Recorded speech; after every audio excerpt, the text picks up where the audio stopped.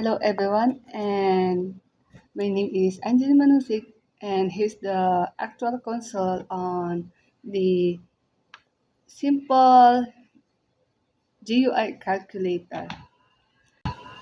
So as you can see, I'm testing it by using the clear button, erase button, the modulus, addition, subtraction, division, and multiplication equals, and the dot.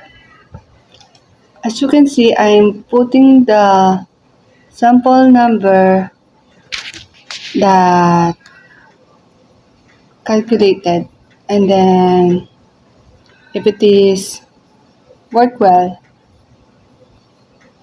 thank you.